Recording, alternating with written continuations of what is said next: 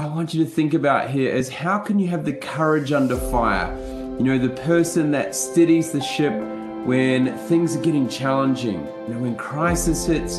Are you the person people look to make sure everyone stays calm and is able to make good decisions because of the mindset you are in? You can think about small talks like about a small, tiny seed, which can grow into infinite possibilities of social connections. But for that, you need to know how to take care of this seed. The self-care is when you start filling yourself up, putting stuff in that is going to bring your levels of joy and positivity and energy that's going to increase. Now look what happens. Now you start overflowing. You start overflowing. Now you're serving people from a place of overflow, not from a place of depletion, right? And that is what self-care is about. That is the importance of self-care. It's not about overcoming fear, but being one with fear helped me stay resilient in the face of adversity.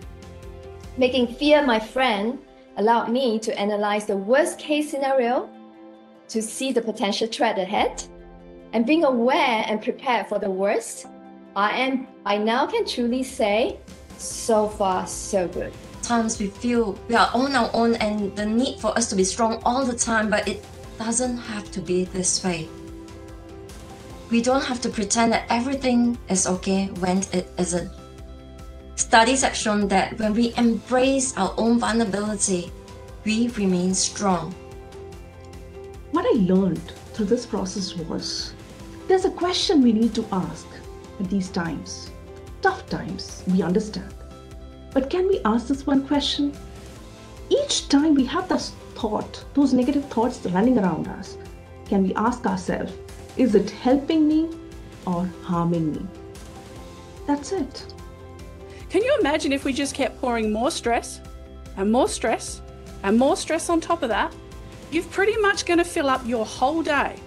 And unfortunately, the system within your body, the autonomic nervous system that controls your stress or calm, otherwise known as your fight, flight, freeze mode or your rest and digest mode, it actually controls those. This is the lesson that I have taken with me since then. That we are born with the ability to be so happy with so little. We just have to allow ourselves. We are born with that ability. We can be happy with so little. We've all, gained things and lost things, and we grieve when we lose things, but we can be so happy with so little.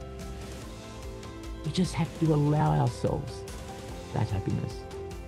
You see, events are temporary, but how you react and manage your emotions to them will depend if you make it permanent or if you make it temporary. A lot of us talked about how we need self-care. Perhaps right now, in whichever capacity you are, right now, you are in a moment where you are going to be best in your evolution. So think about that and lead.